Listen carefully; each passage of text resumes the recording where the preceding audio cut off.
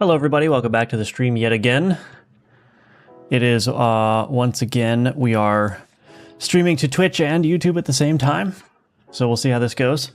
I think it's fine. I mean, it went fine in this morning's stream, so not really expecting anything to go wrong there, but anyway, I'm going to get through these ads that I usually do very quickly because I want to just get back into it. So Alchemortis is available for wishlisting. This is the game that I'm working on right now. So definitely consider wishlisting it if this game sounds interesting to you. The playtest for Alchemortis is also live for Patreon members, so if you subscribe at either tier, you will get instant access to the current playtest build, but the playtest will also be available to anyone that wants to try it on Friday. So the current early access playtest period is for Patreon subscribers only, but again, everyone's going to be able to play it when Friday rolls around. And also, I've got the Udemy courses, so these will teach you how to build complete games in the Godot engine. If that sounds interesting to you, then that's a great way to support me. It's also a great way to, learn how to build games. So check those out. Everything's linked in the description below. And of course, we've got the Discord server linked below as well. So join that and hang out. Would love to have you there. And also, that's going to be the main way that I'll collect feedback from the playtest when it goes live. So would definitely appreciate if you pop in there and drop me some feedback when you try the game. All right. My hair is getting everywhere. Okay. That's annoying. All right. Anyway, I think we're okay. Hello, Asymmetrics. Welcome back. Good to see you. ThanTK. Welcome, welcome. Discord alert for live seems like the way to go. Yeah, I just dropped the alert in there. I'm not going to put the Twitch link every time, because I guess Twitch does better notifications than YouTube. So, but yeah, you could just assume, at least while I'm doing this Twitch streaming, that if I drop a link to the YouTube, then the Twitch is also live. So, hello, Matt. Look, another coding stream to distract me from my own coding job. You're welcome. I'm providing a valuable service here. Hello, Ninja Link. Good afternoon to you. Welcome, welcome. Hello, Bubblegum Lord again. Hello, V. Welcome back. Emerson, welcome, welcome. Hello, V again on the other side. Hello, Emerson again on the other side. Sticky people over there on the other website. Yeah, facts. All right, so we're going to keep going with the character selection a little bit. There's also, this might be just like a little bit of a random stream. I'm kind of like, well, there's a bunch of things to do here, so let's just do one thing at a time. So we've got this going over. So what I'm going to want to do is let's fix that jitteriness of what you call it, the fog of war shifting over. I think that's going to be easy to fix, but sometimes you think it's easy and then it's not. I'm actually fairly certain it's going to be relatively straightforward. So if I go to my character select, so in here, we've got this fog of war layer. Now, the problem with this fog of war layer, do you see how it shifts around when I move the camera? And that's because it's, I believe that it's sampling the UV of the noise texture based on, how exactly does it work? I actually don't remember how this works. So that explanation is not useful. But there's something about the way that this fog of war shader works where it needs this global top left position. And what that does, so it shifts the screen UV that we're sampling for the texture by the global top left position times the screen pixel size. And what that basically does is that just maintains that I'm sampling the same position every frame, even when like the camera is moving. Because otherwise, if the camera moves, I get this shimmering kind of effect and it doesn't remain like static or relatively static. So I think what I need to do is I just need to pass this global top left position in at least while that tween is running. And that should stabilize the fog of war like shimmering a bunch when the screen is moving over. So that should be relatively easy. We've already got the fog of war sprite. So what I should be able to do is I should be able to, in here, so in this play-in, we're already doing this parallel. So I should be able to do tween.tween property, fog of war sprite dot material, and then we're going to do shader parameter slash global top left position. And we're going to do 2 vector 2.0 over 1.5 seconds dot from the fog of war sprite dot position. And then we'll give this the same transition and easing. And that should do it. Const float duration. Let's just pull this out so it's not a magic number everywhere. All right. Actually, I think that's basically going to work. I hope it's going to work. Because if it doesn't work, then I'm going to be lost. Hello, Chris. Welcome back. I am back. There we go. Moved over to purple team. There you go. Okay, let's see. It's going to be... Currently, the YouTube team is winning in terms of numbers. That did not stabilize the position. Okay. All right, so... Okay. Well, that's kind of unfortunate.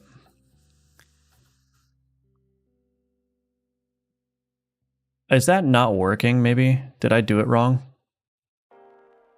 Nope. Let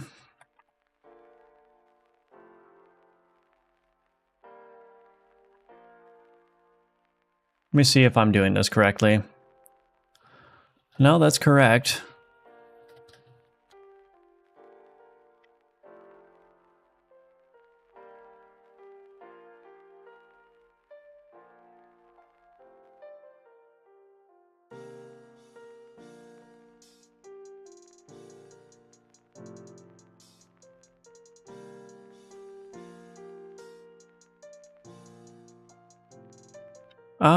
Do I need to... I don't need to negate that, I don't think. Let me take a look at it again. We're winning, yeah. We're losing. Hello, Miff. How are you? Welcome, welcome. Welcome to the stream. Okay, why did that not work? Uh-oh, this is going to be bad. What happens if I make this negative? How can I even be certain that that's working?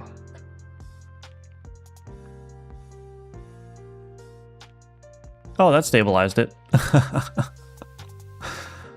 Why does that work? I have to set it in negative?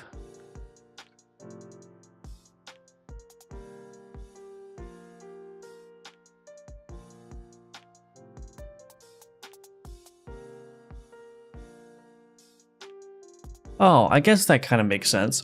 So the sprite is being pushed all the way over to the edge of the screen, but the screen UV is kind of like staying within this normal boundary. So what I'm basically doing is I'm just pulling that UV back to the top left of the screen by subtracting the position. I guess that makes sense. Subtracting the position all the way over to... So it's... As it's moving across the screen, I'm just taking the difference between where the sprite currently is and the top left corner of the screen, and I'm just kind of like stabilizing that. So I guess that makes sense. I just don't know why is that working in the other case then when I like move the camera around in the game. Oh well, the important part is that it's fixed now.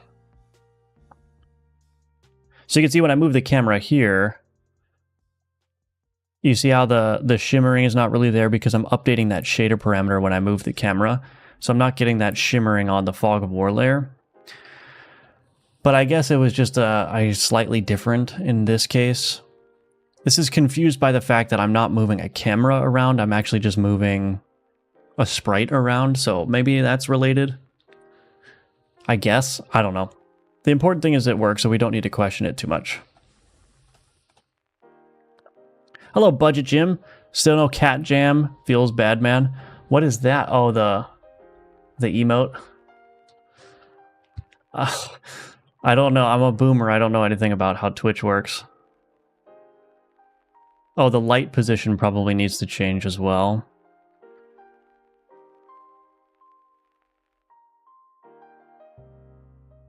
So I probably need to change the light rect as well. Let's see. So light rect.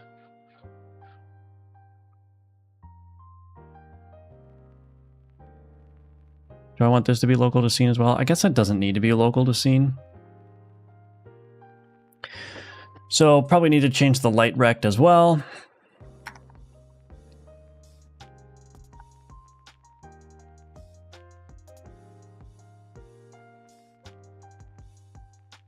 I guess that's fine.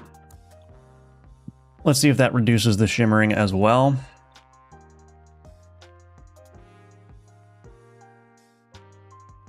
Yeah, that stabilized that as well. Okay, well, so now we've got a lot less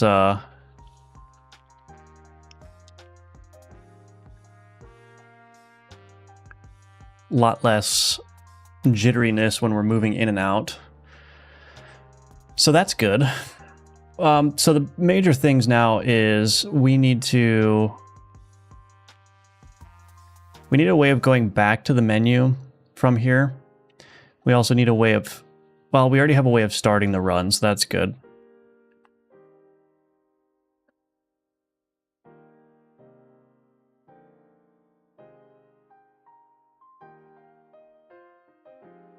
Kind of don't like how that's shifting either. Let me fix that real quick. Character. Okay, I'm gonna get this eventually. I'm gonna get this. Okay, why is that not working? Okay, character information. This, we're gonna change this custom minimum size. Let's do we want to do 128? Is that gonna be enough? We'll do 128, and then this flavor text label, this needs to be layout custom minimum size 128 minus 8. Nope. 128. What is the margin on this? Oh, I see, but there's, okay, so there's extra pixels here. Let's just measure it out. So this goes from here to here, that's 6. So that's 12 plus 8. So we'll take this flavor text label, 128 minus 12 minus 8. There we go. And so we're going to turn auto wrap now on.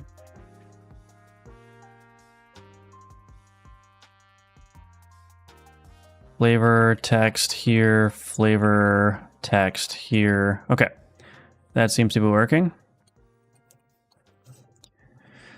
So now the panel should remain a consistent size instead of shifting around, which is good.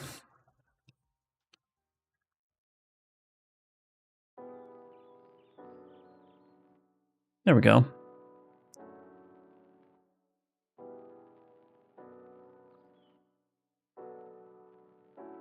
Okay, I like that. That works good.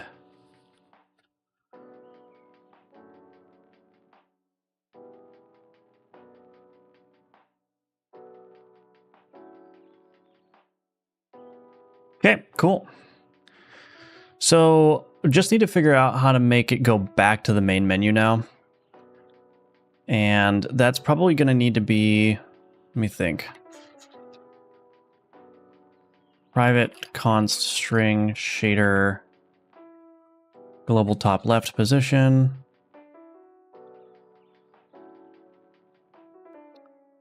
So that's probably, I'm going to need to draw something and put it on the map and then add a clickable control for it.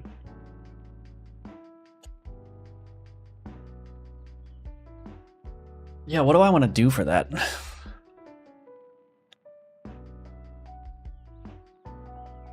So if I run this scene, I need to have something on the map that's clickable where I can go back to the main menu. I don't know what to make it.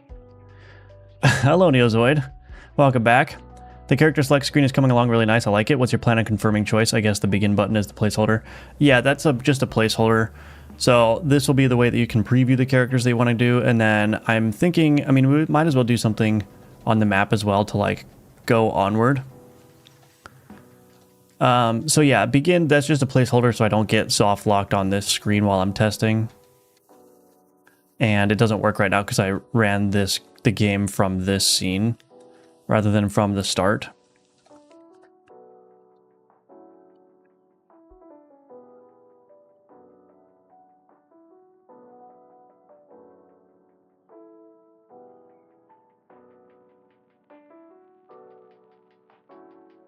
So yeah, So we need a button to go back and we need a button to start.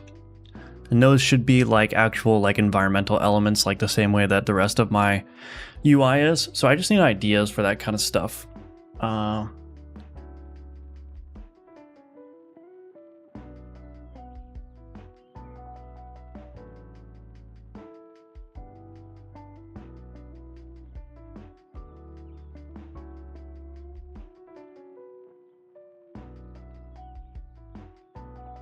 Okay. I actually don't have any ideas, so that's super interesting. I mean, there's other stuff we could do on the stream too, but I would like to get that done if possible. But I would say that this framework for multiple character select is done, and that's also done as well. So I would mark these as done. There's just some menu stuff that needs to be done. So maybe I'll just mark this as in progress, add button for back to menu, and well, from character select, then let's add button to start run from character select. Let's focus on the back to menu button. Lurking, all right, sounds good. So maybe crossroads, one road sign leads back to menu, another one to start run. Yeah, that could work. That could work. Let me do this. I'm going to take this, screenshot that. We'll go into Asprite. Let's open up Alcamortis. Docs. Here we go. This should be the screenshot. There we go. So I've got a screenshot of the normal game resolution, 640 by 360. So that means that I can draw everything proportional to what's here. So the problem is I don't want to make them both look like road signs, because then people will probably accidentally click the back button.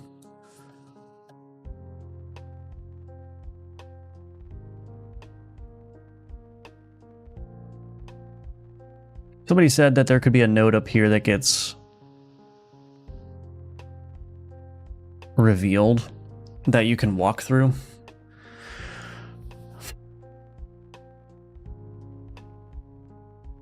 Yeah, I don't know.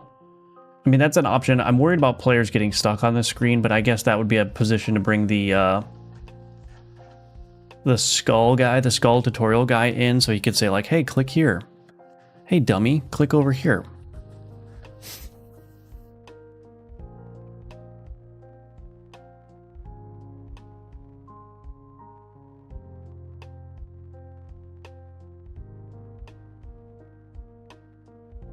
I mean, what I could do is I could do like a little...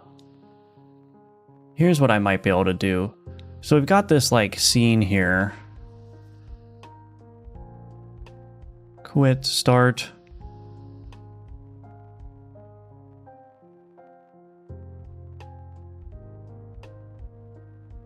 So I could do like a smaller version of this screen maybe. And put this like over here somewhere.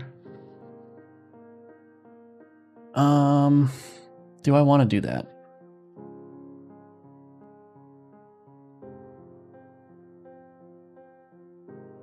Hello, pizza wearing pants.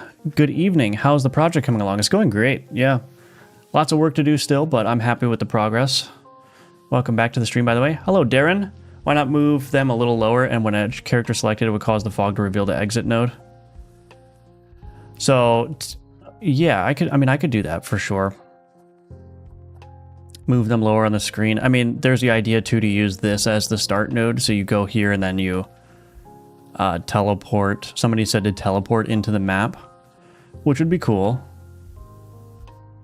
I definitely think that could work for sure.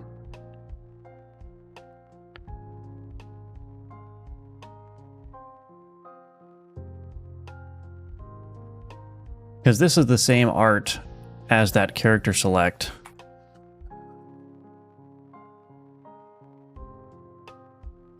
So I could just click here instead. I could get rid of the road, move this up, and that could be the start, and then have these guys like queue up in a different spot. Maybe that's the way to do it. And then as far as the back button goes, maybe we just do What's this? Cannot access a disposed object. I see. Oh, this is probably because... Let me think about this. I probably have a signal that is connecting to this in the wrong spot. Yeah. Let me see if I can identify that really quick. This is a little bit of a tangent, but I think I probably have a signal connection here using an event style signal connection. So let me just see if that's the case.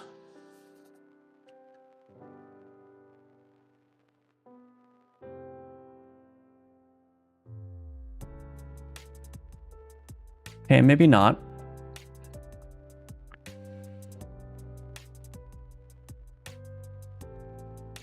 Hard turn indicator.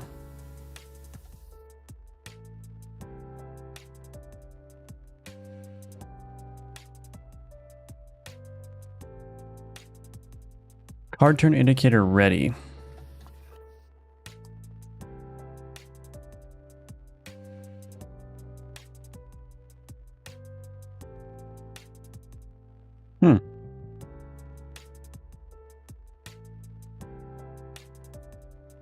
I don't know. All right, well, we'll have to keep an eye on that.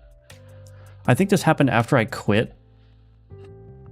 So I went into the game. Let me just keep an eye on it real quick.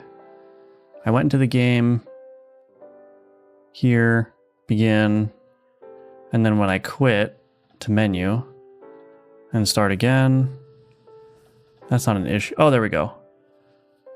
Interesting.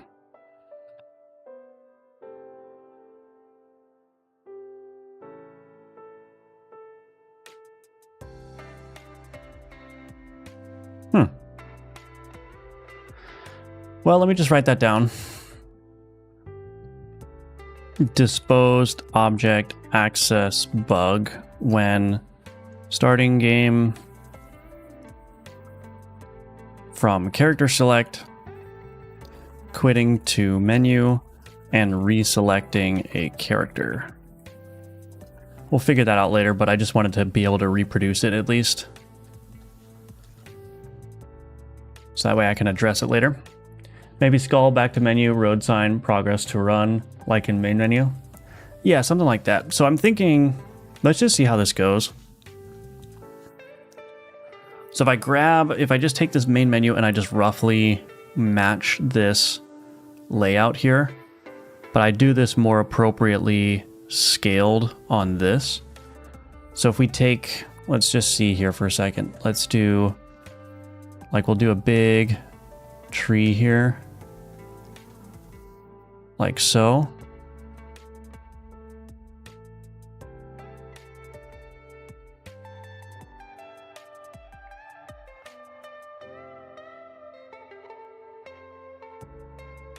Okay. This needs to be bigger.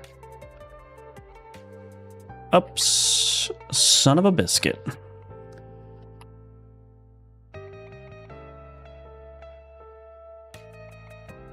Okay. So I do something like this.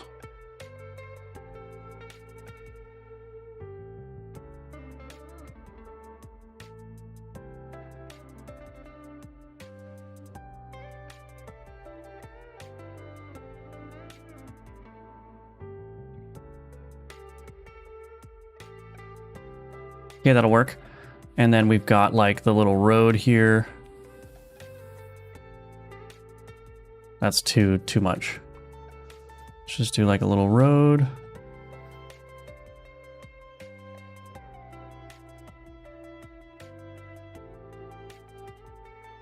Okay, and then we need another big tree here. What did this tree look like? I guess it doesn't really matter. I guess I didn't really match them that well. That's okay. We'll just draw two big trees here that are roughly reminiscent of the main menu.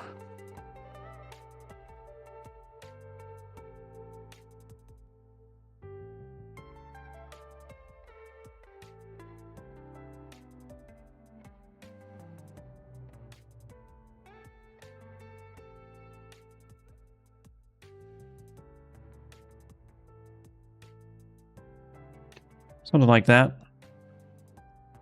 Maybe flatten this out a little bit so it doesn't look like it's tilted.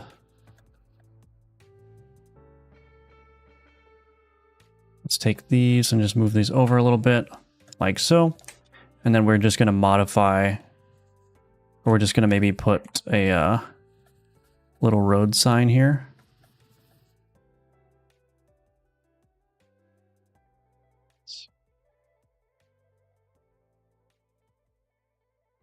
That'll work. And then we've got like the little skull here.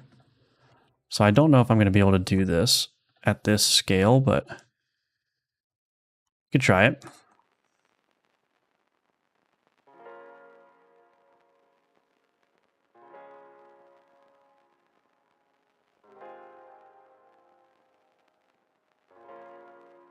What else we got going on here? I mean, I think I hit the big things here. I could even, if I wanted to, draw the little settings thing here.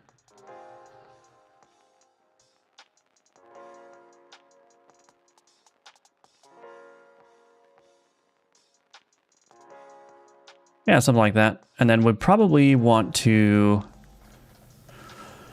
also highlight it like it is typically highlighted.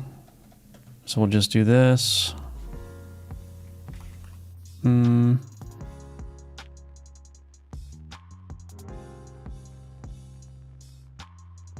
And it's quite a challenge drawing at the smaller scale here.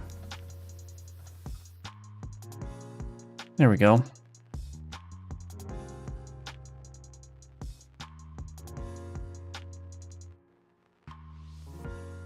Okay. It doesn't need to be perfect. It just needs to, like I said, just be reminiscent of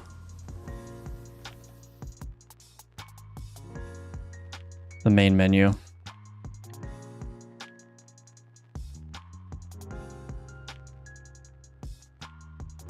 I think that works. Can add a little bit there. No, actually here.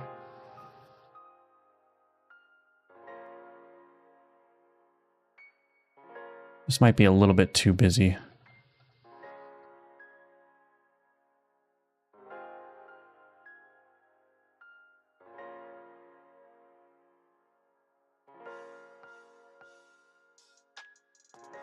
Yeah, I think that works.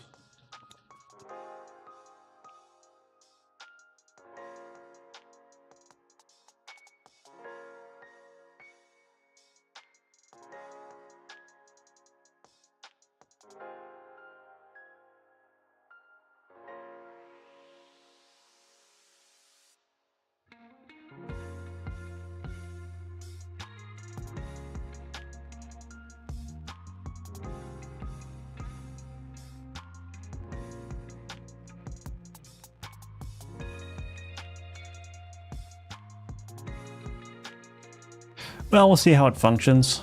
It may not be the best thing in the world, but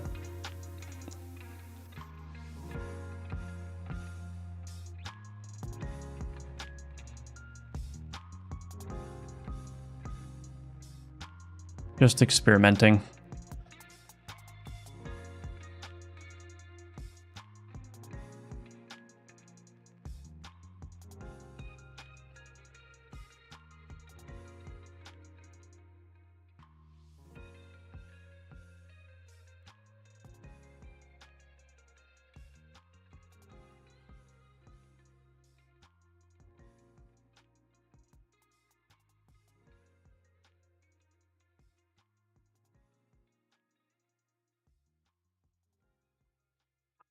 Okay, and then what I'll probably want to do actually is I'll probably want to just give this like a thicker black outline here, just so that when I do the outline texture, it doesn't look super weird. I mean, we'll try that. I don't know. It's possible this isn't going to look that great.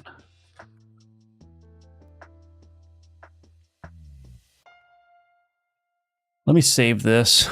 Alchemortis, assets, UI, character select. Oh, I don't have that in here. Okay, let's just do a new folder. Character select. And then we'll go ahead and save this in here. We'll save this as a character select .asprite, sprite. And then what I'll do here is I'll do selection back to menu, export that. All right, let's see how it works. Hello, Sir Fisho. Welcome. Good evening to you. How do I use my channel points? Can I use them to get a double quarter pounder? I have 790. No, double quarter pounders are 6,000 points, so you have quite a ways to go. Where's the hydrate redeem? I don't know. You guys are using terms that I don't know about. It doesn't have anything related to channel points outside of the default setup right now. You guys have to help me. What do I do? What do I need to do? I told you I'm a boomer. I don't know. I don't know how these kids are going on this twitch.tv, this twitch.com. I don't know how it works. I can figure it out though. I think. I don't know. Maybe not. It's time for game day once again. Hello. Oh, Budget Jim.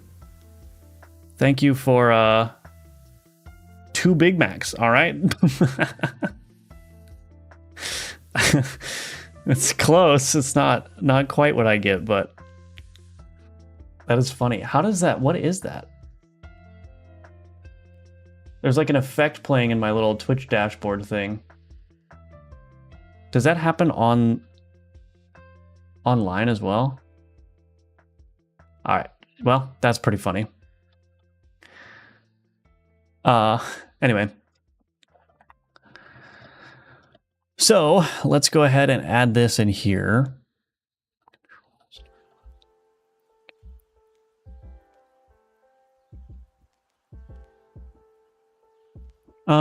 Okay, so let's do this. Node 2D, we're gonna slightly change this. We don't need that. Start, access is unique name. This is decorations. Let's add a clickable control. This is not technically a decoration, but that's all right. Add child node sprite 2D. Oops. Sprite 2D. Back to menu. Drag this over here. Turn off the offset. Okay. This now is what? This is 34 by 34. Look at that.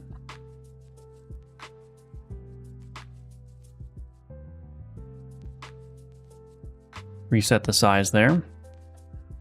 We go here. Back to menu, clickable control, access as unique name. Okay, and then we gotta set the outline targets to this. And let's just add a label in here.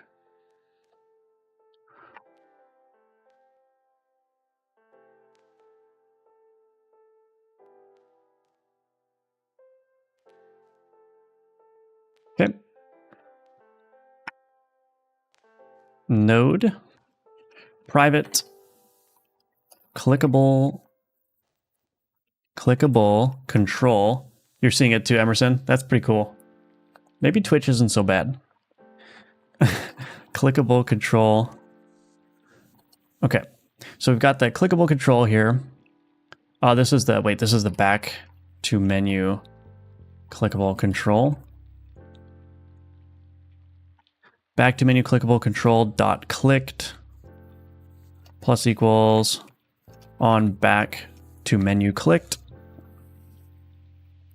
Private void on back to menu clicked. So we're going to need to orchestrate this as well. So this is going to need to go back, but let's just see. I just want to see how it works first before I do anything fancy.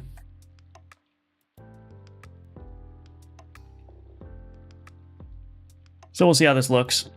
Again, just kind of threw this together. I don't know if it's going to look good or not, but we'll try it out.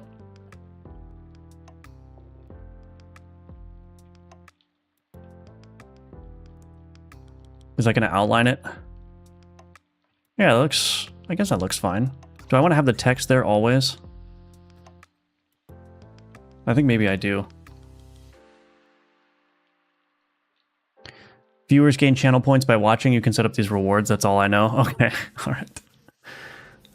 Yeah, we'll figure it out. We'll figure it out.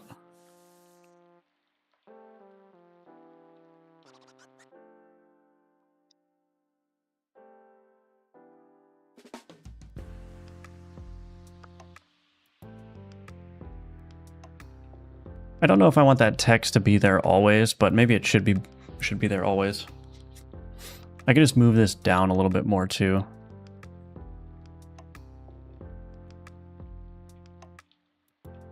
We'll see. I mean, we're experimenting. We're seeing what works and what doesn't.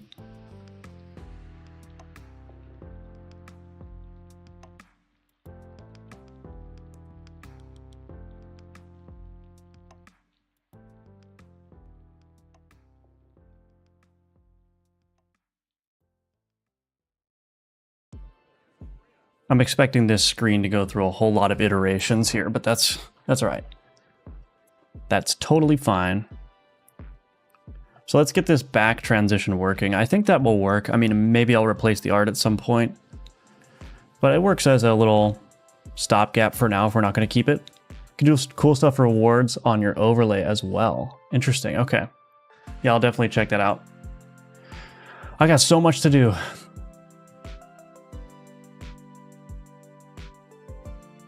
Water. Drinking water out of a coffee mug. And the reason is because... Oh, maybe I shouldn't say. Never mind. I'm not going to say why. So on back to menu clicked. So we've got load character select scene. I still have to decide how I want to do all this.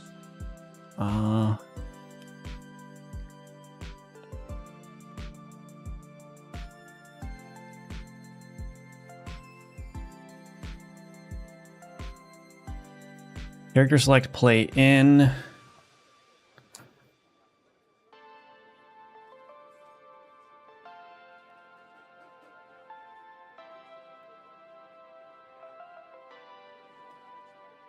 So I need to be able to know when this character select back is pressed. So maybe I'll do a signal for that. That's probably appropriate. Signal public delegate void back pressed event handler. Yeah, we could do that. That'll work. And then what? Oh, I'm gonna need to reintroduce this clickable control now. The one that I deleted. Or clickable coordinator, I mean. So put the clickable coordinator back.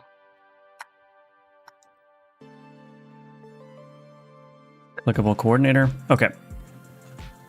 So the first one that we're going to want to add to the clickable controls list is this back to menu clickable control.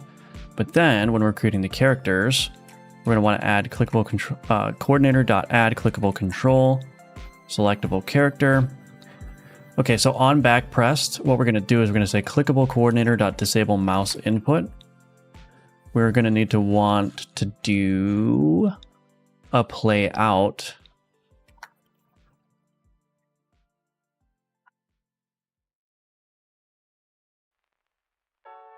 I guess that's just going to be this, but inverted. So maybe play animation bool play in. Position is equal to play in question mark vector 2.size 0. Otherwise, we could just do vector 2.0. Is that right? Actually, we'll just do position by default. Fog of War sprite. Yeah, there we go. That'll work. Tween property. Vector 2.0. So var2 position is equal to play in vector 2.0. Otherwise, vector 2 size.x. .x. What the heck? 2 position. I guess is that it?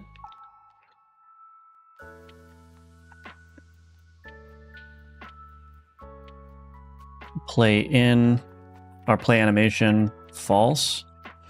And then animation, or the main menu here, we're going to do play animation true. And then we also want to connect to that character select. So character select dot connect. Character select dot character select dot signal name dot back pressed. Callable from on back to menu clicked.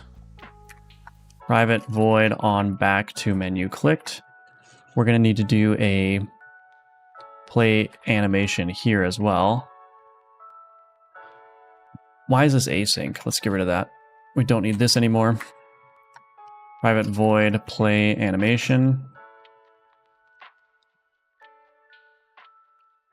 Okay, var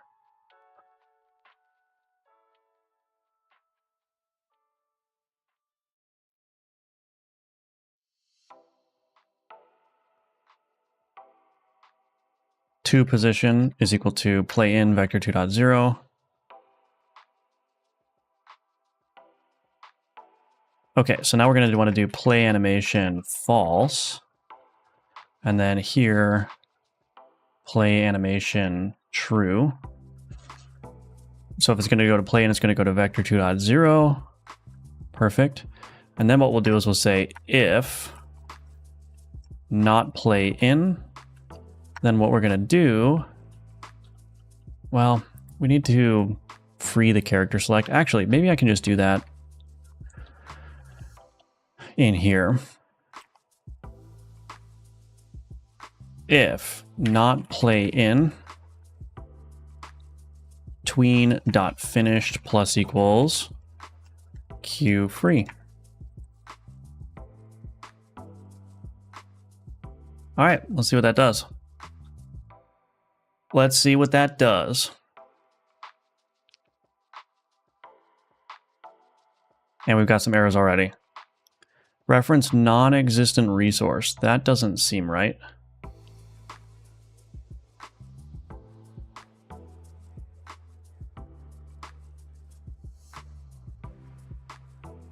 Oh, psst.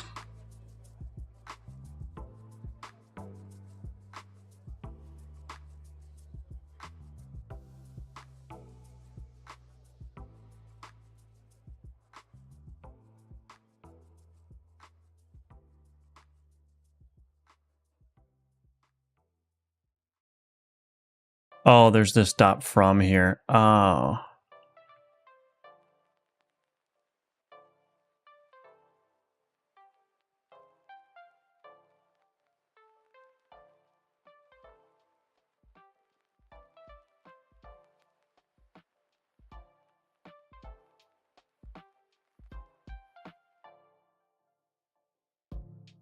I'm gonna need to change these ones here as well. But let's figure out why the main menu is going away. Play animation true, play animation false. So that's going around screen container, property name position to position. Okay. I didn't have any errors, did I? No, I didn't. On back to menu clicked. Oh, I'm never emitting that signal.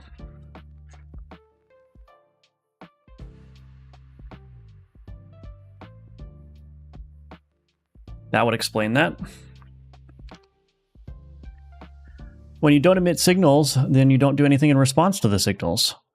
There's your Godot expert advice for the day.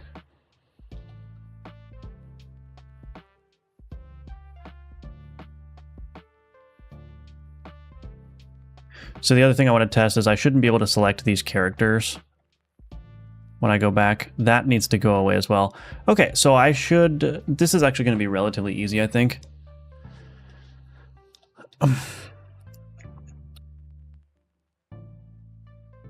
So when we do swap character selection, character information queue free, if is instance valid, selected character equals to selectable character. Move to original position, yes. So what I should be able to do is I should be able to do swap character selection null.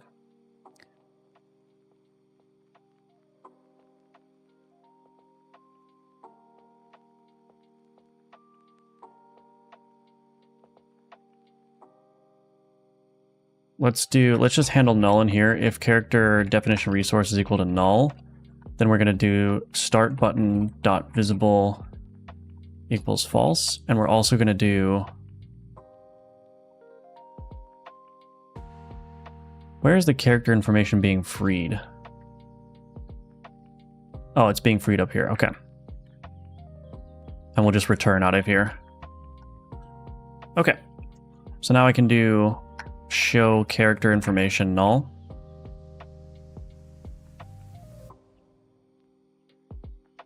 Okay. Let's see what that does. Hello, Mabs. Welcome back. Good to see you again. Always good to see you.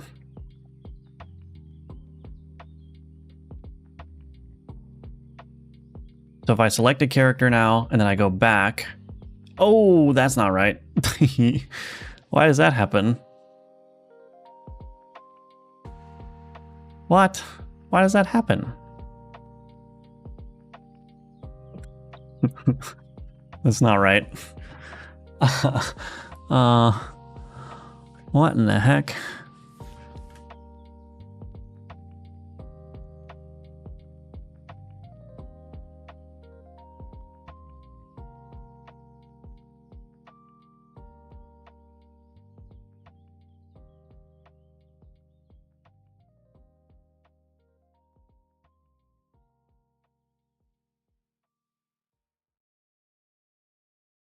Well, I might just be able to use local positions here.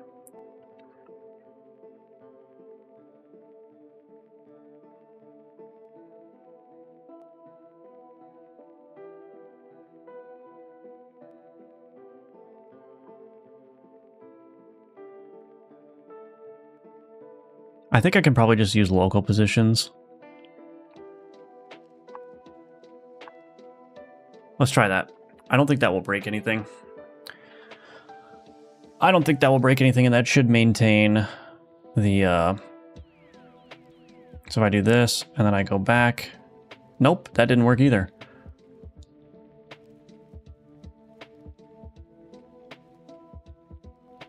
Huh?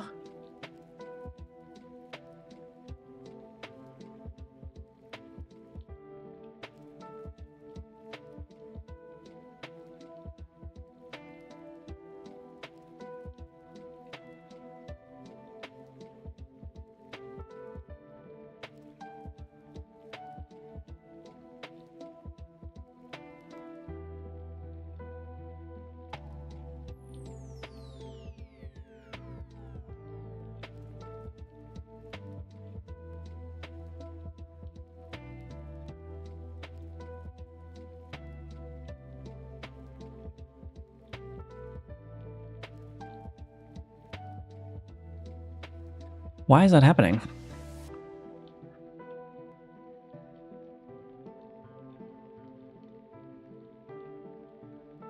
What happens if I do this?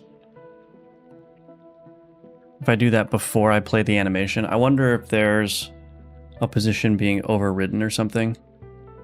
I got this error again. Reference non-existent resource.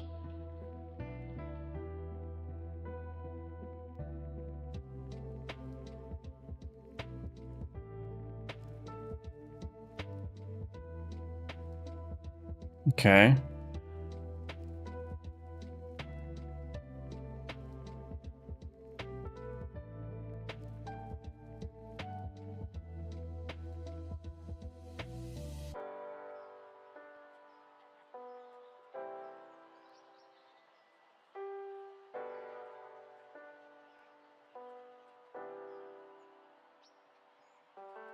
So there's something happening in this play animation that is resetting some positions here.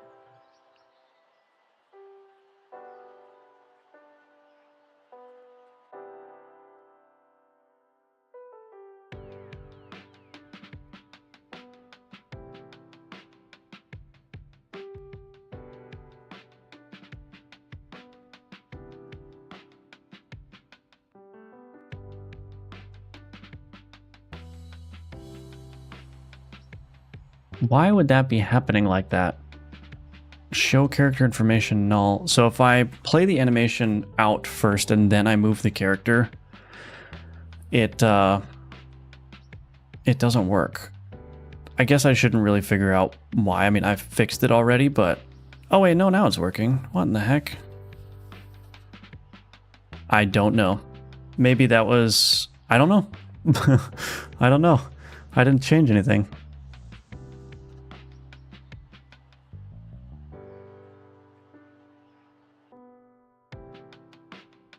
Okay, well, that's fine.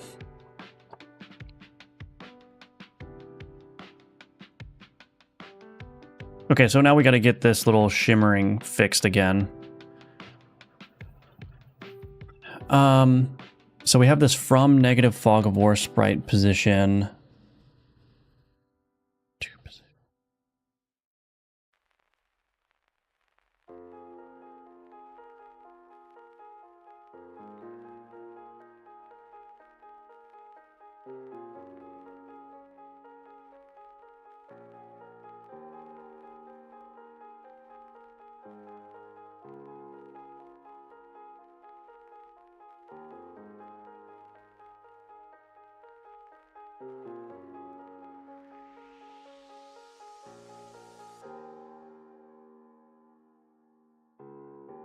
Play in.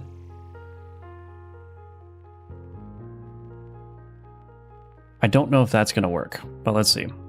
Those shader uniforms got to be updated, otherwise that shimmering is going to happen.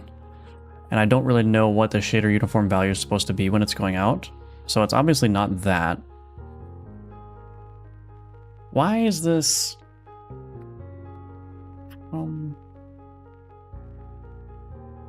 Oh, the 2 position...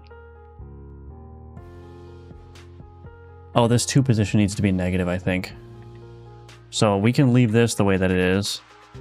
2 position times play in question mark -1 or no 1 -1.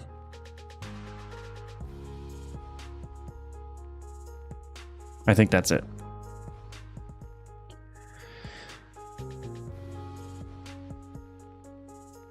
Could add an option to disable these notices so I don't have to deal with them every time. Okay, that works, yeah. So now we fix the shimmering with these things. Now the unfortunate thing is that this particle is in global space, and so that is also transitioning over. I'm trying to think of like what an easy way to fix that would be. I can't use local coordinates, so that's not going to work. Somebody suggested using a camera pan instead, but I actually don't think that's going to work. I mean, maybe it would work. If I set up a camera for the menu instead, and just pan the camera over. I was thinking this character select, so this is not a canvas layer, so maybe that would be okay. I just shove the character select over.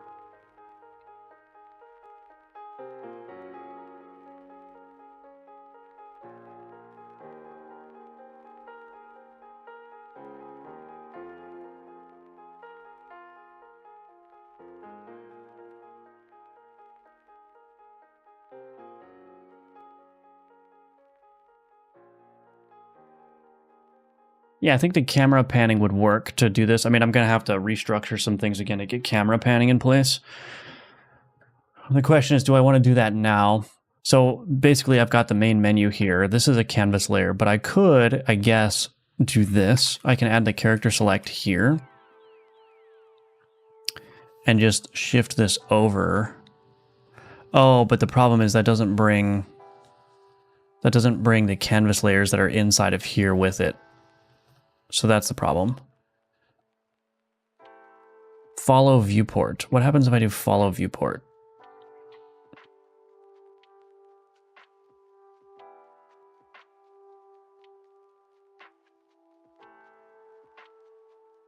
No, that doesn't work.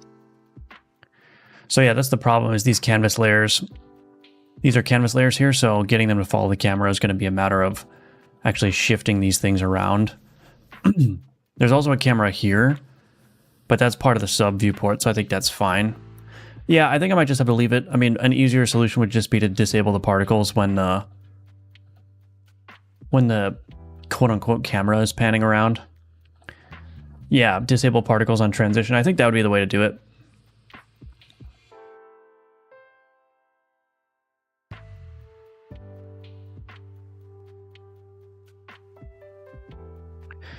But there's another immediate need here, which is that I want to disable. So when I'm playing in here, actually, where's my clickable coordinator? In here, instead of playing this, or instead of doing that out, I should do this always. So we're going to always disable the mouse input here. And then if not play in, else tween.finished plus equals clickable coordinator enable mouse input. Okay. So we're just going to disable the input every time that animation is going, and then we'll only re-enable the input if we're playing in. So that should prevent me from being able to click anything until this is done. Yeah. Then we do this. We do this. Cool. I think that works pretty good. We are going to need like a begin thing, but definitely going to need this. I mean, this whole screen needs a bunch of work still, but the most important thing is we're getting the transition in place. Now let's actually transition to making this start node. We will make this the clickable element to actually start. So we'll do that.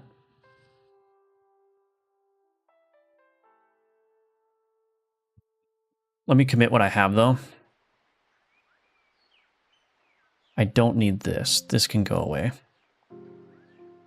Okay, add back button to character select screen. So that'll work. Also maybe fade the particles. Yeah, we could do something like that. There's a couple of ways to do it. Okay. So what did I just say I was going to do? Shoot. Oh yeah, we're going to make the start clickable instead. So let's restructure some of this. We'll take this start and we'll move this up instead over here. And we're going to wrap this in a clickable control as well. This start is what? This is 30 by 30. So we'll grab this, custom minimum size, 30 by 30, transform, reset the size there. We'll take this down.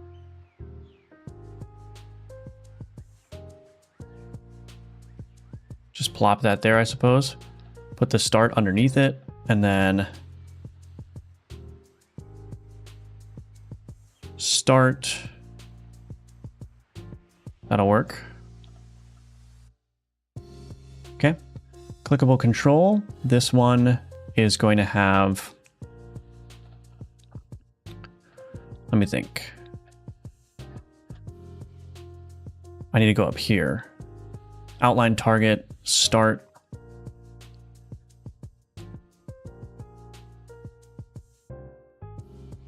Okay.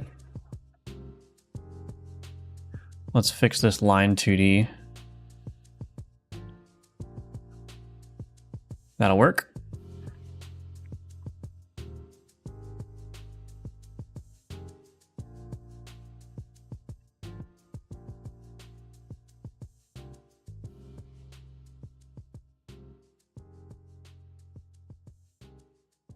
Clickable control, start clickable control. Oh, I need to add that to the clickable coordinator as well.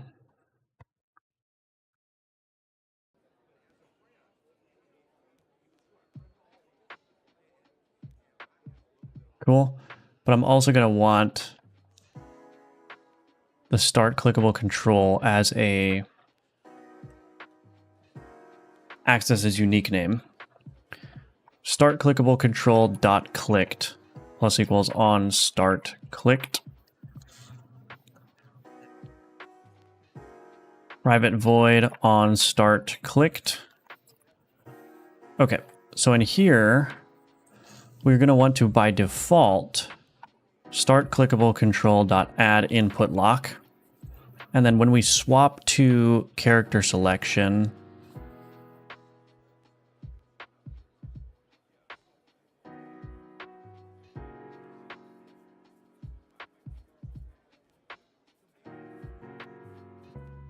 actually, how do I want to do this? On character selected, swap character selection.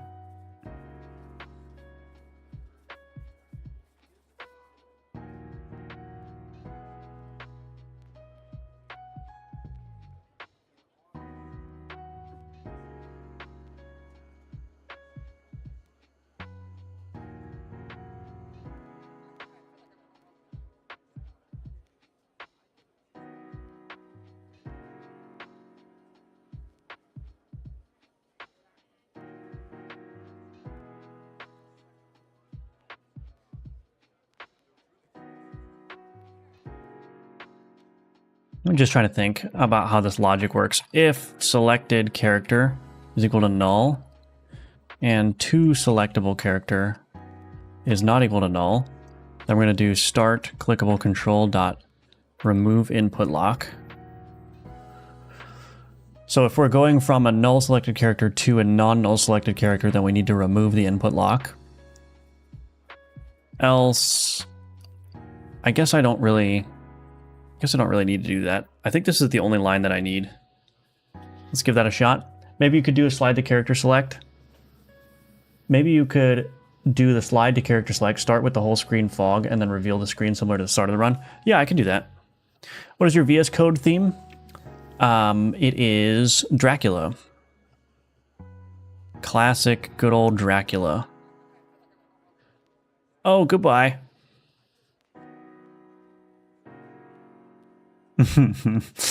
Goodbye. See ya. Bye. But if I click this start now, that should bring me into the run with the priestess. So that's good. And then we can go to quit to menu. Okay. I can't click this here. If I select them and I go back, I can't click that again. Cool. All right. So there is a problem here. So we don't want the player, we don't want those characters to actually go to the start anymore. We want them to go probably like down here or something.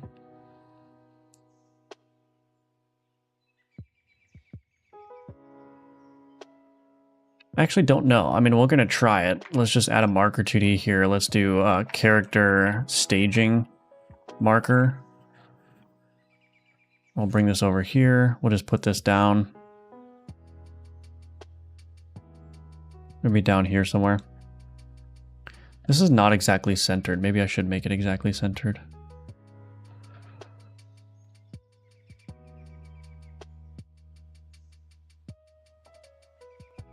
I guess it's not possible really to center this because it's an even set of dimensions, but we'll just do something like this.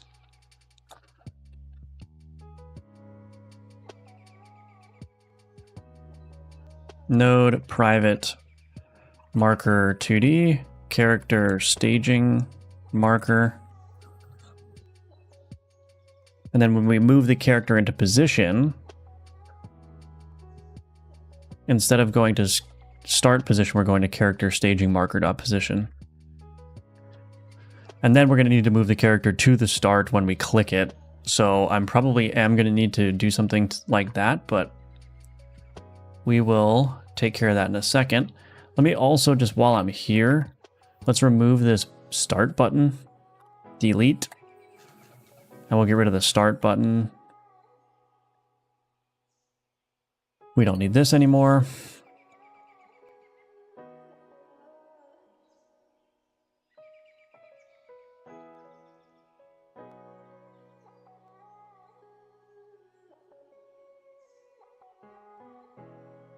Okay.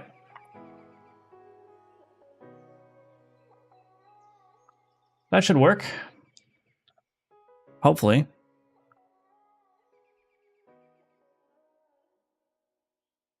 Yeah, it's kind of like a problem I was worried about.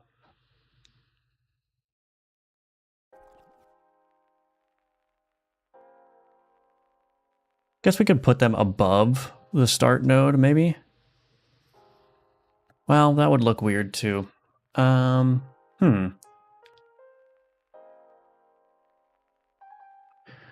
we could take the start, let's see. Let's take the start clickable control and move this like in the center here. Then we could do the character staging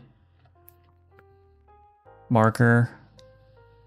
Maybe we don't want this road. Maybe let's get rid of it for now. Then we can have the character staging marker somewhere like here. And then we can take the character, put the necromancer here, put the priestess here. Let's see what that does.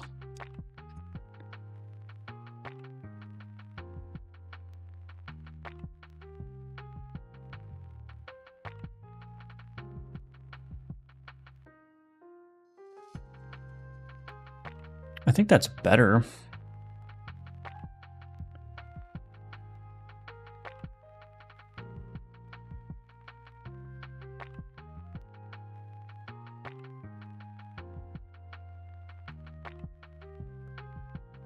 Is the playtest out? Yeah, this playtest is out for Patreon members right now, and it will be available for everyone starting on Friday. So keep an eye on that.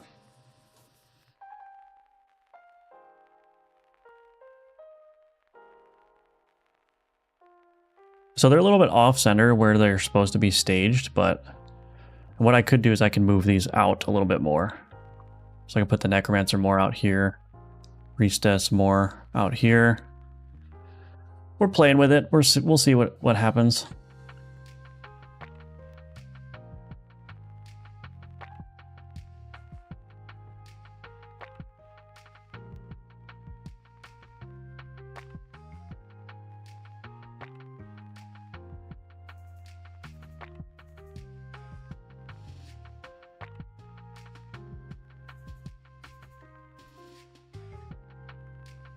Then I click this, they step onto the start thing, and then they get sent off.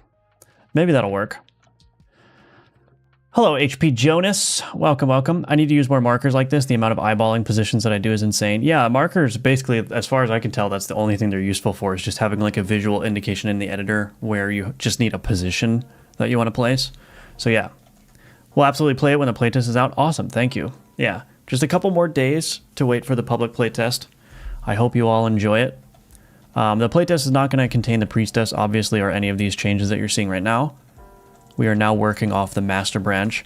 I don't think I'm going to add anything new to the playtest, so I'll just focus on doing the master branch. I will fix any like critical bugs that are encountered during the playtest for sure, but the playtest branch is frozen right now for all intents and purposes.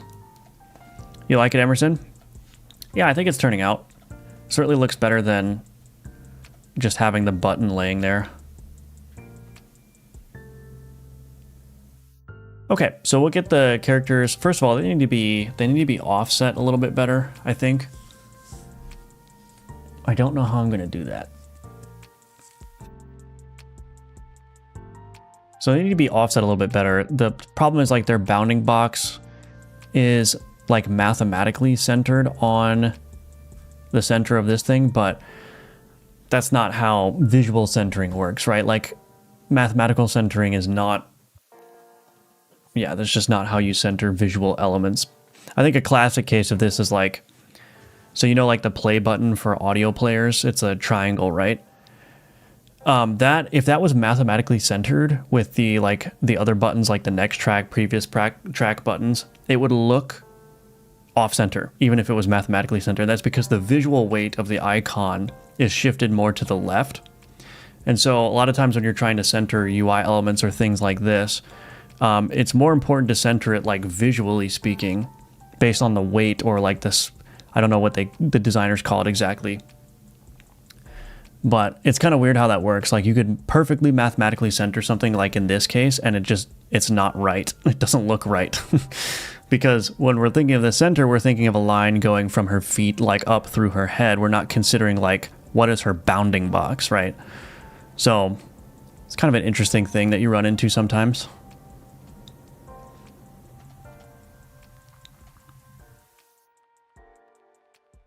Anyway, we'll fix that at some point. But I think the next major thing to do is to get the players walking onto this and then transition into the game. Oh goodness, look at all these. I gotta fix this error too. But anyway, so we'll do work on character select. Commit that. Cool.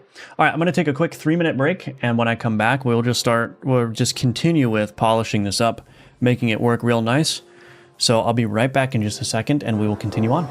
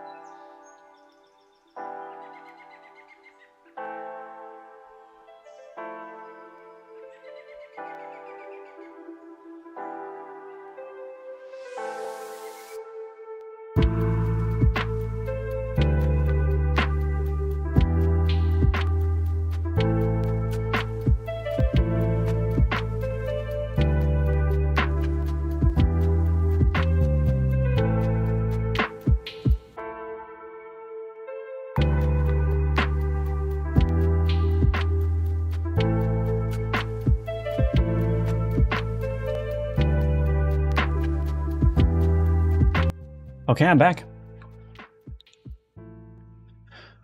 Alrighty, so now we need to move the character onto the actual start thing.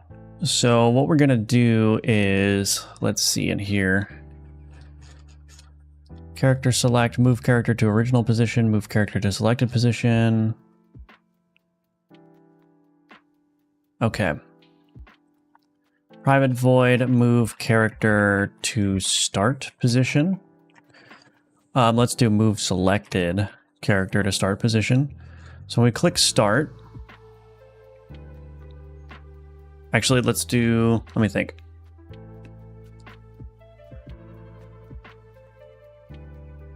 Maybe we'll do something like start run. We'll get rid of this. We'll rename this to start run. In here, var tween is equal to create tween. We're going to move the player character. We probably actually want to do...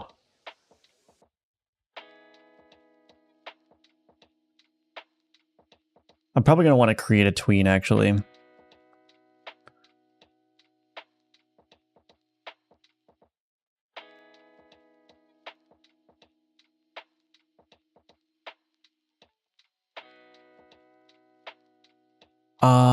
Let me think. Yeah, I'm probably going to want to share a tween in here, but let's not worry about that just yet. I'll just write this down so I don't forget. Share tween for player movement. All right, so move character to selected position. We'll grab this stuff. Tween property, selected character, position to selected character dot. Let's actually store the target position here. Target position, selected character. This is going to be start. So to local.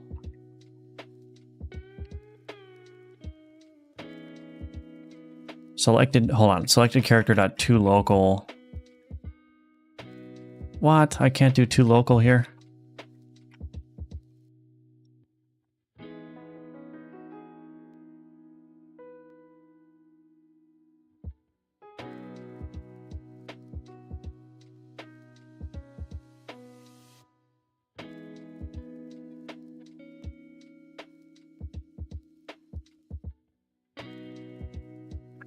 I think I'm doing this somewhere else. Let me see.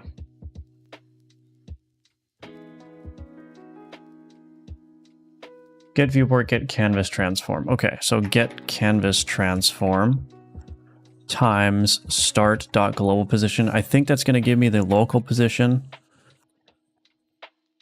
I think. I don't know. We'll see. Okay, and then tween dot tween action.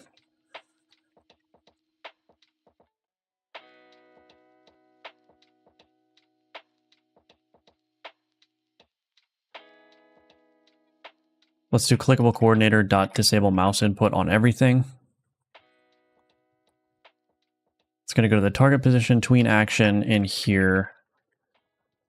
Okay. All right. I think we're good.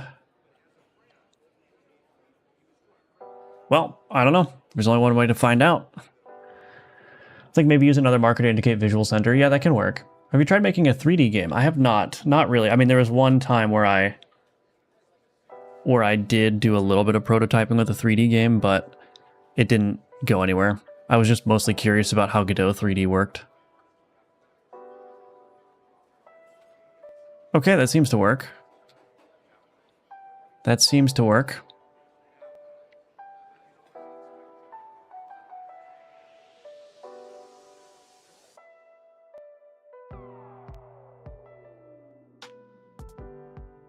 Oh, but it's not playing the run animation, so I should probably do that.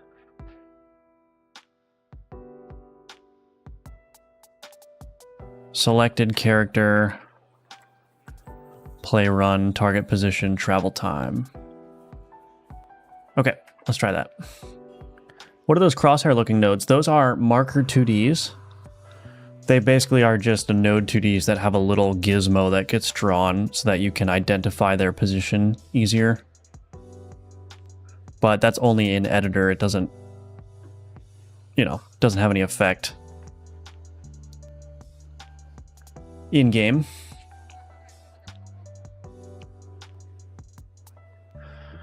Okay, so that's all working.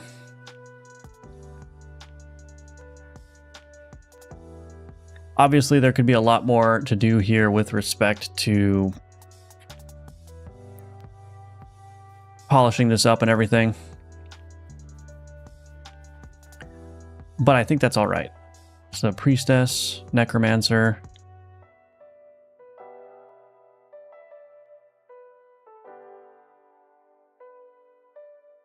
And maybe we'll do some kind of like teleportation effect like somebody suggested. There's a lot of room for like visual polish and stuff here for sure.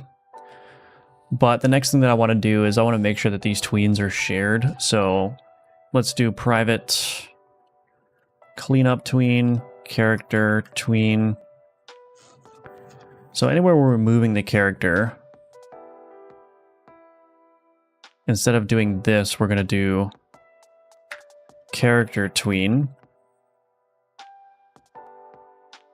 equal to cleanup tween dot create this cleanup selectable character dot remove input lock, and then we're going to do character tween kill, and then here dot tween. So this cleanup tween is just a little wrapper I used that can execute cleanup code when the tween ends or is killed. So this is a way of preventing, you know, like if I have this lock, right? So actually this doesn't need to be here. So if I have this lock where I need to remove the input lock after I move the character,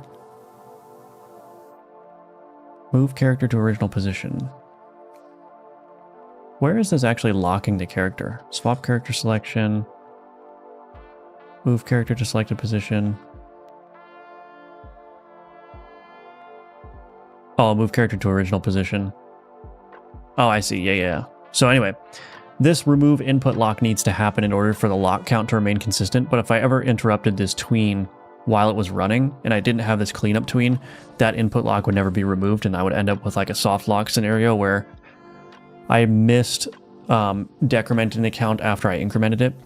So we're adding so we're going to do the same thing here. Tween action reset scale. This is not necessarily something that needs to happen here, but we'll just do character tween dot kill, character tween. That's not going to work, is it? There we go. So character tween, cleanup tween, create. We don't care about this. So this can just be null here. Dot tween. Dot tween. Okay, and then the same thing here.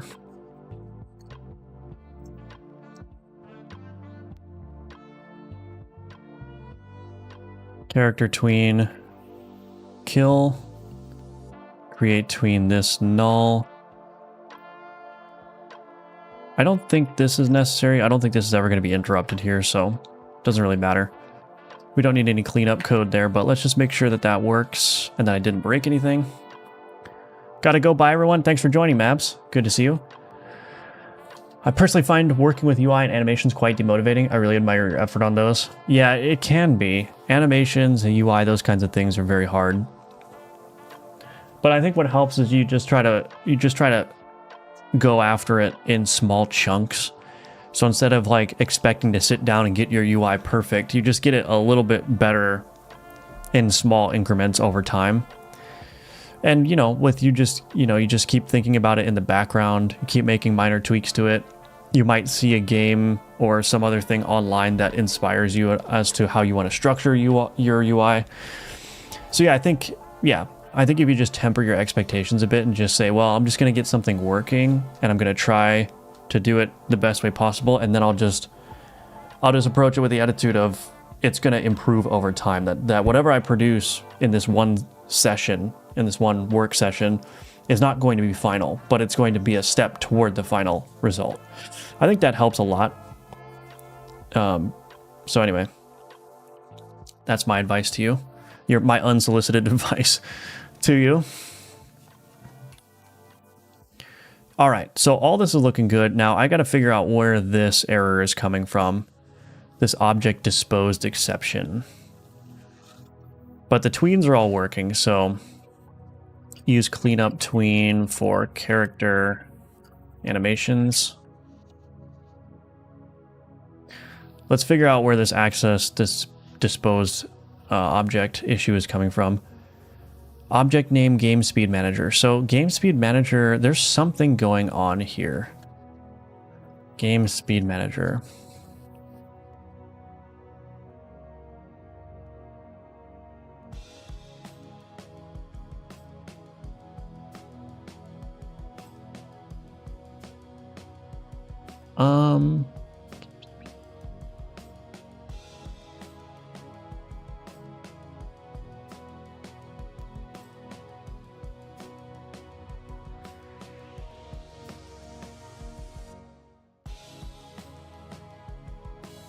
This is a static instance, right? I know why this is happening.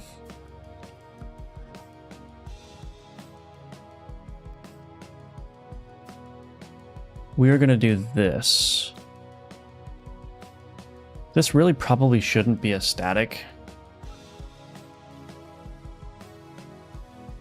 I think what's happening is I'm trying to connect to a game speed manager instance in various places, but if I go into the run and I leave and then I go back into the run, this is going to be stale because this is only happening on well, I guess.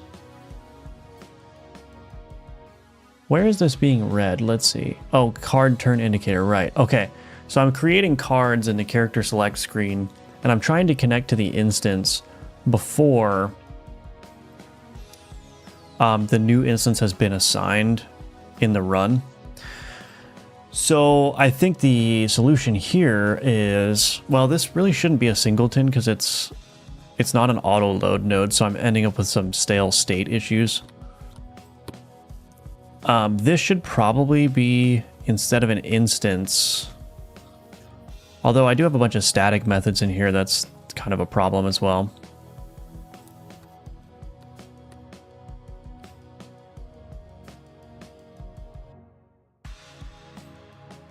Does this need to be static? I might have to rework this actually. I don't think that this needs to be static, honestly. This probably doesn't need to be static. I guess I am calling pause in a couple of places. Card inspector, game speed manager. All right, here's what I'm going to do. We are going to get rid of this. We're going to get rid of everything that's static here. We're going to get rid of this. Everything that's static in here is going bye-bye.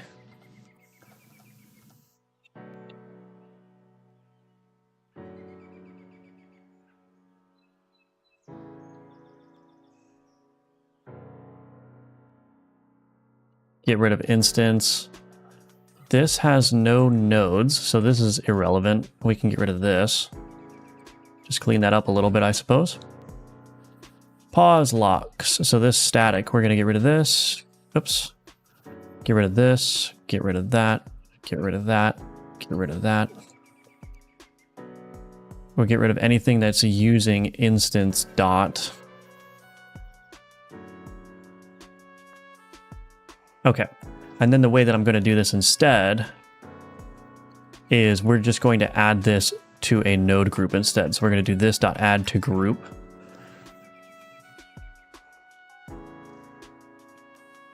And this is an extension method I wrote. This basically just adds the node to a group that is equal to its type name.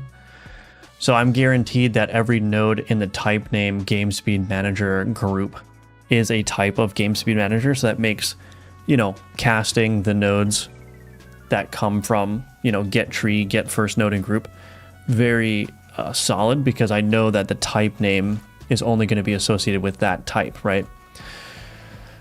So I can do that, and then if I go to my node extensions, in here, what I will do, that's not right. Here, we will do public static game speed manager, get game speed manager. Return get first node and group with game speed manager passed in. Again, this is an extension method that just gets the first node in the group with that type name represented by T, and it casts it as T. And then what I can do now is, instead of doing static methods here, what I would do is I would do var game speed manager is equal to this dot get game speed manager. And then in here, we will do game speed manager dot connect, and we're going to do a nullable check here because it's possible that the game speed manager will not exist. Now this is a problem. Game speed manager, game speed. Process, game speed. On game speed removed. Let me look at this.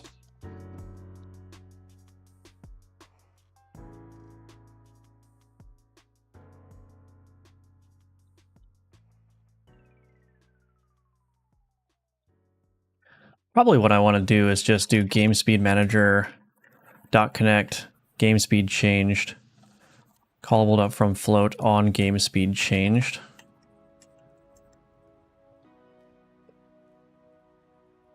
Private float game speed.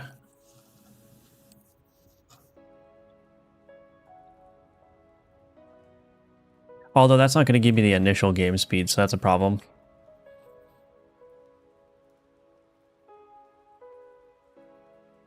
I guess I could just store a reference to it. I guess there's not really a problem here. We'll just set it here. And then what I can do is I can do game speed manager, game speed, and then we'll just set it to 1 by default. That'll be fine. Now I suppose there's still a risk that there will be a stale reference, but we'll burn that bridge when we get there. I love how you have everything organized so well in your project. Yeah, thank you. I try to. I mean, I think organization is really important because if your project is not organized, then it's going to increase the friction to add on and find things.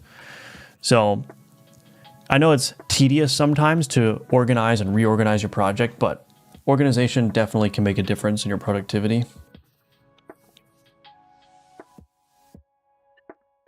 Because there are those tiny costs, right? Like even just the tiny cost of you look around for 3 minutes and you can't find the code that you're looking for. That can be like, that just slows your momentum a lot, right? You want, from a developer's perspective, you want your project to be as easy to work on as possible so that there's minimal barriers to actually getting the meaningful work done. That's how I approach it anyway. And so, yeah. Developer experience is everything, because the developer experience is basically going to determine how enjoyable the code base is to work on. So developer experience means everything from project organization to the code being clear and relatively bug-free to not having a bunch of, hard couplings or global state. Anything that could potentially slow down or impede your enjoyment of writing new code is something that should be fixed, in my opinion. That's just my opinion. I'm just a rando on the internet.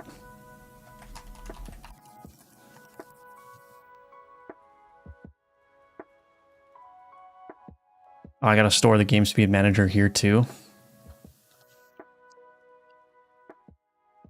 I don't really like this now, but it's better than making it a static, because I really shouldn't be making anything static that is not absolutely persistent in the game for the entire runtime.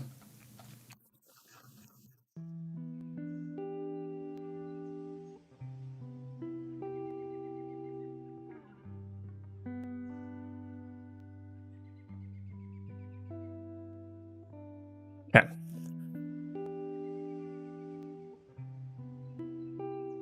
I don't really like storing long-lived references to nodes either, but this is preferable to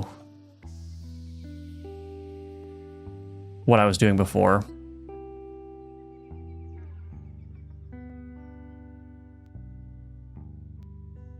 And the game speed manager is persistent while you're in a run. So like in the board combat component here, if I have a reference to the game speed manager, there's not really a situation where while this board combat component is alive, the game speed manager is just going to disappear. So I'm not too concerned about it.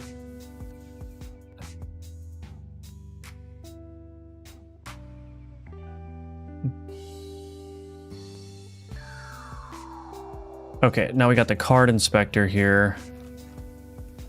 Okay. Why does it keep wanting to do that? I don't want you to do that. I guess it actually probably would be better to make that a... What is that called? A getter function. Because then it would return null if it ever became freed, or if it ever got freed. But anyway, we'll get it to work one way or another. Goodness gracious, why do I have this? Okay, all right.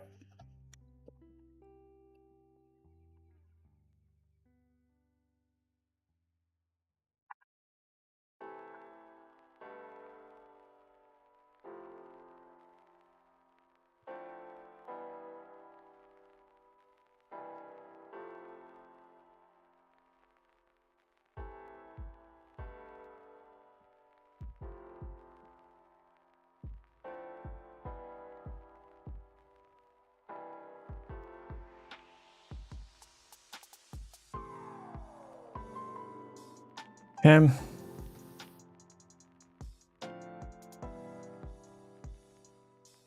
This is the side benefit of making this work now.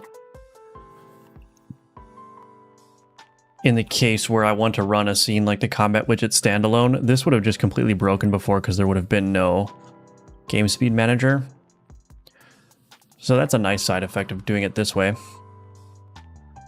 But I think we're good now. So now I have to actually test and make sure I didn't break anything.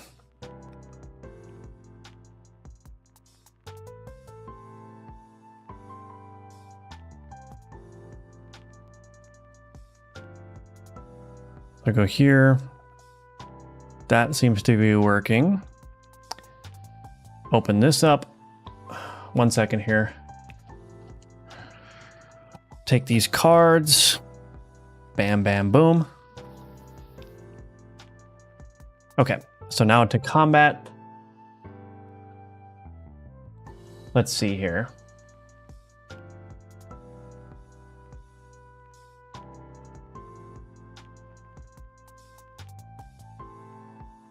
Combat speed seems to work. I can pause it. I open this up. I open this up. Oh, it doesn't pause when I open it. Oops. Oh no. Wait a minute.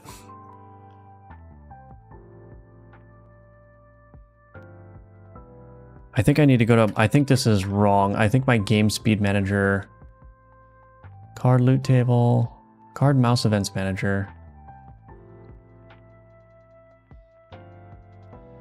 card inspector.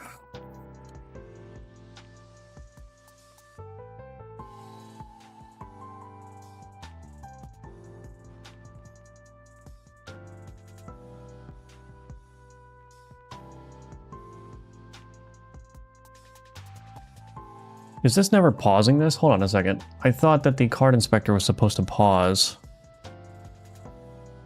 Oh. I accidentally replaced that, that's why. Good thing I tested it. Put that back, okay. I was thinking that maybe there was an order of operations issue because the ready method gets called in a top-down order. Or no, bottom-up order, rather. So it's possible, for instance, that something that relies on the game speed manager... No, actually, that's not the case. Never mind. Because this game speed manager gets added to a group before its ready method gets called. It's not being added to the group on ready. It's being added to the group on instantiation. So that means that it should be available anytime anything becomes ready, if it's going to be available. So never mind. Never mind. It works. Never mind. I'm confusing myself over here. It's quite a feat, let me tell you. It's not easy to confuse me. Survey says that was a lie. Anyway. Going back into here. So I just want to make sure that the game speed stuff works. So if I change the game speed here, that should change. That should make a noticeable difference. If I slow it down, that should work. If I pause it, it should work. If I do 3x speed, and then if I open this, that should pause, close that, it should return. Auto resolve should cause an auto resolve to happen. Take one of the cards here. Okay, I think we're okay now. The card turn indicators are working. They are operating at the proper speed.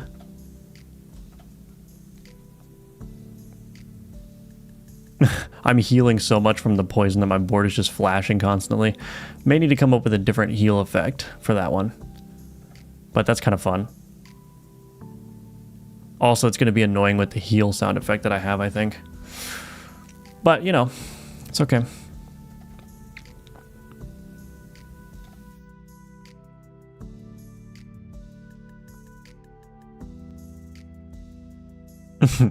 This is kind of a fun build even with just these two cards. Okay, I think we're good. So make game speed manager non-static. And this, I didn't explicitly test that error that I was setting out to fix was fixed, but I'm like 99.5% confident that it is fixed now, because there should be no longer a possibility for having a stale reference. So if I go in here, and then I go quit to menu, and I go back to start, no. Yeah, those errors aren't there anymore. So these cards previously were being instantiated and trying to reference a game speed manager that had been freed, because it gets freed as a result of leaving the run. But since it was static, that reference was pointing to a freed node. So the thing about Godot is that when you have a reference to a node, that reference does not become null when the node gets freed. So that reference still points to a node, but that node is no longer there. So you have to be really, really careful about that. That is one of the gotchas that I think gets beginners a lot, because I mean, you know, it's reasonable to expect that if you free a node, then any references to the node would become null, but that's not what happens. So you can't do null checks against nodes if they're nodes that have been freed. You have to use the isInstanceValid function, and that will tell you that the node, whether it exists or not. So yeah, anyway, that's all good. Add new playable character. So let's see. Add button for back menu. That's done. Somebody else suggested fading these reveal textures in. So let me do this. Can I not make that a unique name? I can't. Okay. We're going to do something a little bit spicy here then. We're going to do reveal sprites. So this is kind of bad. I'm using this Fog of War sub viewport, and I placed it as an instantiated scene in here, but then I made the children editable, and now I'm just modifying the tree here, which is not the best idea in the world. That's very, very brittle, but that's okay. We'll let it be brittle because it's the easiest thing to do for now. Generally, you probably want to avoid doing this though.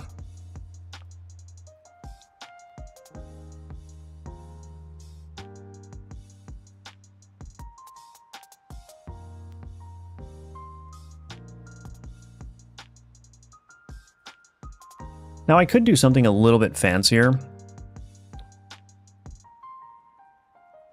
Actually, here's what I might do. It's going to be a little bit inefficient, but it's going to be, I think, fine. Reveal textures.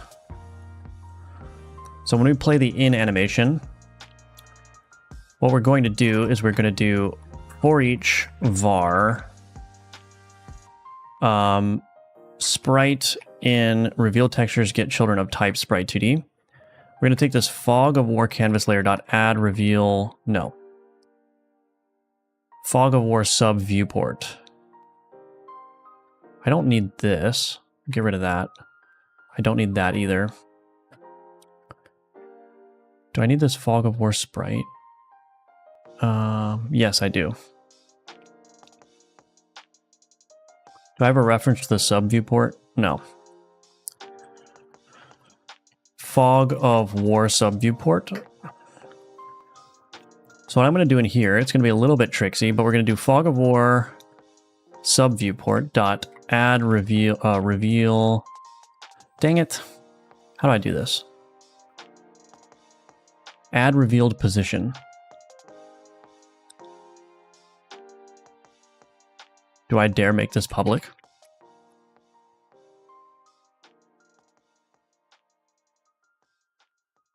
Sprite dot position? No. Global position? I hope this works. Round to vector 2i. And then we'll do sprite.queue_free. So it's a little bit inefficient because I have all these sprites in the tree right here. And then these will just be freed and reassigned or reset. But the benefit of doing it this way is I will get the tween behavior out of here. Maybe it's not a good idea. Maybe I'll do something else, but I figured I'd just get the same tween behavior for free.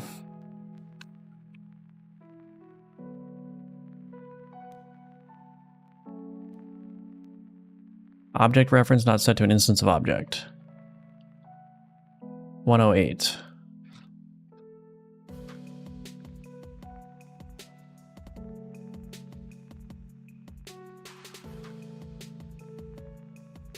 Oh, I called it reveal sprites. Oops.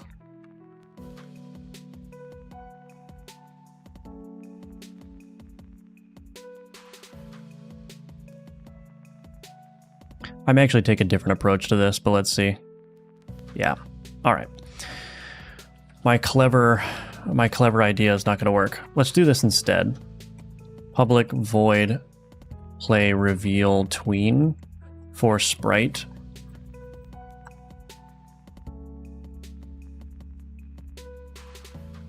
Play reveal tween sprite 2D. And then here we've got the sprite. I'm going to do an optional delay, float delay equals 0.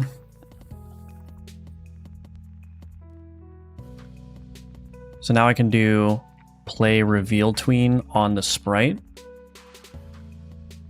This is doing the scale. So I'm just going to reset the sprite scale here. And then in here, we will do a delay. So we'll do 0.5f plus matthew_rng.randf range. We'll do 0 to 0.2. Actually, you know what I might do? Let's make this longer.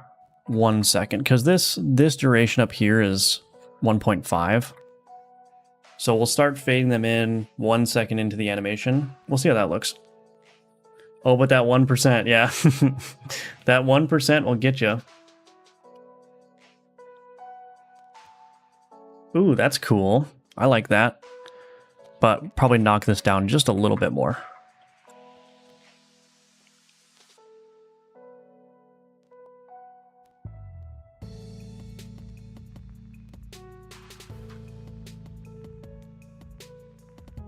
Yeah, I think that's cool.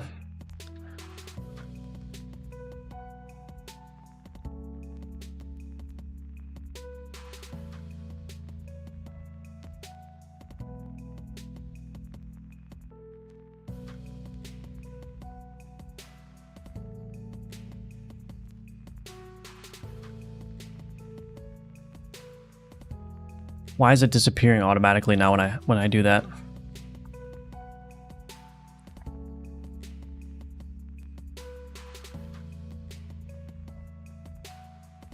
What did I do?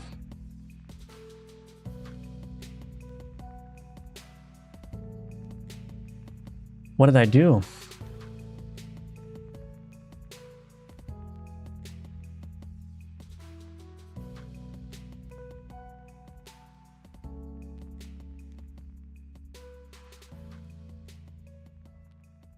What? Why is that not working all of a sudden?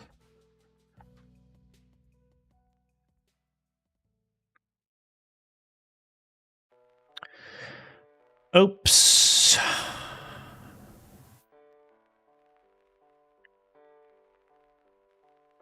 What in the heck?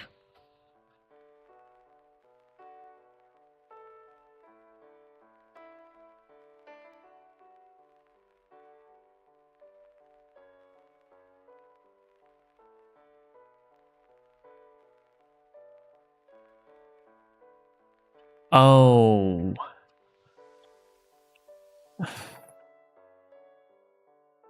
I forgot that this animation plays for in and out. Right.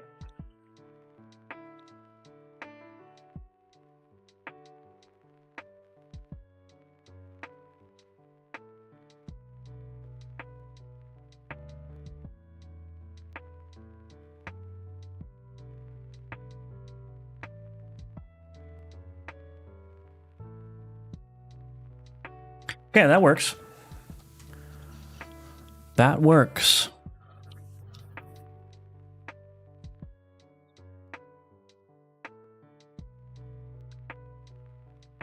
All right, cool. Well, that's going to be it for this bonus afternoon stream. I hope you all enjoyed, and thank you for being here. Very much appreciate all the support. Again, you can support Alchemortis on Steam by wishlisting it. And I also have the playtest running for Patreon members right now. So you can subscribe to the Patreon, and that will get you instant access to the playtest. But again, the playtest will be open to everyone that wants to try it on Friday, so there's no need to buy into the playtest. That's just an option for you if you want to play it now and if you want to support me financially. But of course, liking the video, following on Twitch, subscribing to YouTube, all that stuff helps me out a ton as well. And yeah, I can't wait to hear what you all think when the playtest opens up to more people on Friday. But yeah, yeah, for sure. Thanks, everybody. Appreciate your support. And I'll be back at it tomorrow at the usual time, 10 a.m. Eastern. Again, we'll go live on Twitch and YouTube. And I think it's going well. I might as well just keep doing Twitch and YouTube at the same time. Why not, right? So anyway, thanks again, everybody. And I'll talk to you tomorrow if you're there. And hope you have a great rest of your day. All right, bye-bye.